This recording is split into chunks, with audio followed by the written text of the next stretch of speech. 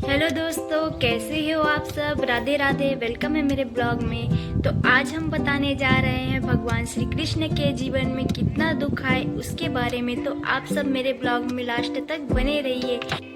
दुख, कष्ट, पीड़ा ये तो सभी मनुष्य का है, लेकिन क्या आपको पता है जब भगवान श्री कृष्ण मनुष्य के रूप में आए थे तब उसके जीवन में कितना दुख आए थे।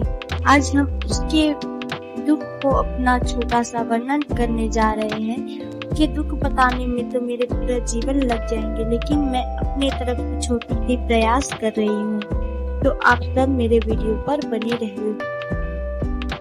जब हम भगवान श्री कृष्ण का नाम लेते हैं तो हमारे मन में मुरली की मधुर तान, वृंदावन की गलियां, रास लीला और मुस्कुराता हुआ श्यामल स्वरूप उभर आता है। हमें वे सदा आनंद के सागर, लीला पुरुषोत्तम और भक्तों के कष्ट हरने वाले ईश्वर का रूप में दिखाई देता है। परंतु क्या हमने कभी यह सोचा है कि वही भगवान जब मानव रूप में इस धरती पर आए तो उन्हें गहरे दुख सहे। उनका जीवन केवल आनंद और लीला नहीं था, बल्कि त्याग, विरह, अपमान, युद्ध और अकेलेपन की अग्नि में तपने की कथा भी थी। तो चलिए आज हम उस बात करते हैं। आज की यह कथा श्री कृष्ण के उसी मानवीय दुख का भावुक वर्णन है, उस पीड़ा का जिसे उन्होंने ईश्वर होते हुए भी मनुष्य की भांति सहा, ताकि संसार को धर्म, प्रेम और करुणा का मार्ग दिखा सके। जन्म से पहले ही दुख की छाया। श्री कृष्ण का दुख उनके जन्म से पहले ही आरंभ हो गया था। मथुरा का कारागार अंधकार, भय और अत्याचार से भरा हुआ। माता देवकी और पिता वासुदेव बेड़ियों में जकड़े हुए थे। देवकी के गर्भ में पल रहा वह बालक कोई साधारण शिशु नहीं था, वह स्वयं नारायण था। परंतु फिर भी जन्म लेते ही उसे माता की गोद का सुख नहीं मिला। जिस क्षण हर माँ अपने नवजात को सीने से लगाती है, उसी क्षण देवी की आंखों में आंसू थे। वासुदेव को अपनी संतान को अंधेरी रात में उफनती यमुना के बीच टोकरी में रखकर ले जाना पड़ा। कल्पना कीजिए, ईश्वर होते हुए भी शिशु कृष्ण को माँ बाप से अलग होना पड़ा। यह उनका पहला मानवीय दुख था।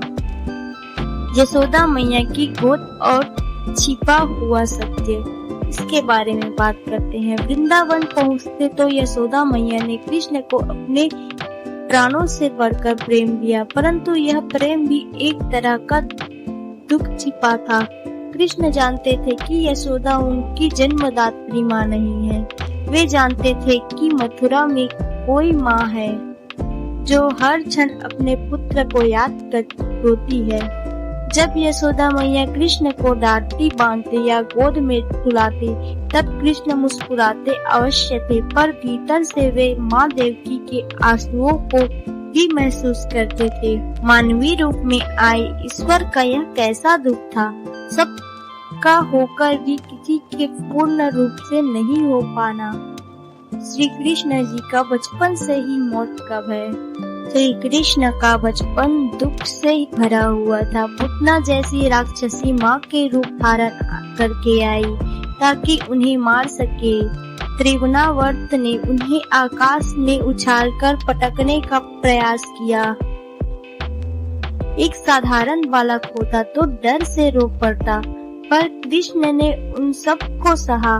परंतु क्या यह कम दुख था कि एक नन्हे बालक के प्राण लेने के लिए पूरी असुरी शक्ति लड़ी हुई थी। बालक कृष्ण मुस्कुराते थे, माखन चुराते थे, पर उन्हें मुस्कान के पीछे निरंतर मृत्यु की छाया मंडराती रहती थी। गोपियों का प्रेम और विरह का विष। वृंदावन की गलियां, गोपी, कृष्ण के जीवन का सबसे निर्मल प्रेम। रास लीला केवल नृत्य नहीं थी, वह आत्मा और परमात्मा का मिलन था। परंतु यही प्रेम आगे चलकर कृष्ण के जीवन का सबसे बड़ा दुख भी बना। जब कृष्ण को वृंदावन छोड़कर मथुरा जाना पड़ा, तब गोपियों की आंखों से जो आंसू गिरे, उनका हर कण कृष्ण के हृदय को चीर गया। राधा, जिनका नाम कृष्ण के नाम से पहले लिया जाता है, राधा के मौन, उनकी स्थिर आंखें और भीतर बहता दर्द, यह सब कृष्ण हर पल महसूस करते थे। कृष्ण जानते थे कि वे लौटकर नहीं आ पाएंगे। ईश्वर होकर भी वे अपने प्रेम को पूर्ण नहीं कर सके। यह मानवीय दुख नहीं तो और क्या था? मथुरा में कंस वध और माता पिता के अपराध बोध। कंस का वध धर्म था, परंतु उसके बाद कृष्ण को जो देखना पड़ा वह हृदय विदारक था। माता देवकी और पिता वासुदेव, वे कृष्ण को देखकर रो रहे थे। इच्छा का बिछाव और साथ ही अपराध बोध कि वे अपने पुत्र को बचा न सके। कृष्ण ने उन्हें गले लगाया, पर भीतर से वे स्वयं भी टूट रहे थे। वे जानते थे कि माता पिता का वह खोया हुआ समय कभी लौटकर नहीं आएगा।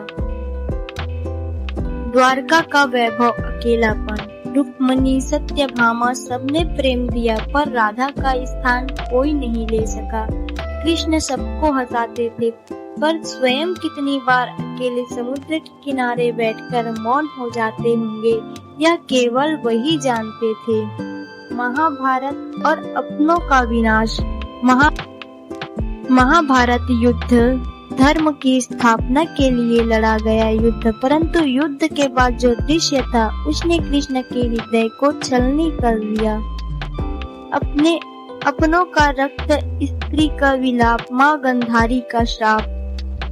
सबसे बड़ा दुख तब आया जब कृष्ण के अपने वंश का नाश हुआ। आपस की कलह, मदिरा और अंततः संपूर्ण यदुवंश का विनाश। कृष्ण मौन खड़े सब देखते रहे। वे चाहते तो रोक सकते थे, पर यह भी कर्म का नियम था। ईश्वर होकर भी अपने ही वंश को मिटते देखना, इससे बड़ा दुख क्या हो सकता है? अंतिम क्षण और अकेले मृत्यु। वन में लेटे हुए, वन में कृष्ण विश्राम करने बैठे थे। ध्यान में लीन एक साधारण भिखारी का तीर उनके पैर में लग गया। उस क्षण न कोई द्वारका थी, न कोई सेना, न कोई सखा, केवल शांत मुस्कान और क्षमा का भाव। मानवीय रूप में आए ईश्वर ने एक मनुष्य की तरह ही इस संसार को छोड़ा, अकेले, शांत और पूर्ण। भगवान श्री कृष्ण का जीवन हमें यह सिखाता है कि दुख से भागना नहीं, उसे स्वीकार करना ही धर्म है। वे रोए नहीं, पर उनके हृदय ने सब कुछ सहा। वे टूटे नहीं, पर उन्होंने हर पीड़ा को महसूस किया। इसलिए वे केवल भगवान नहीं, हमारे सबसे निकट के सखा, मार्गदर्शन और सहनशीलता के प्रतीक है। जब भी हमारे जीवन में दुख आए। मेरा वीडियो कैसा लगा दोस्तों, आप सभी को कमेंट करके ज़रूर बताइए। बाय बाय, मिलते हैं बाद में फिर से एक नए वीडियो के साथ। बाय बाय दोस्तों सभी को।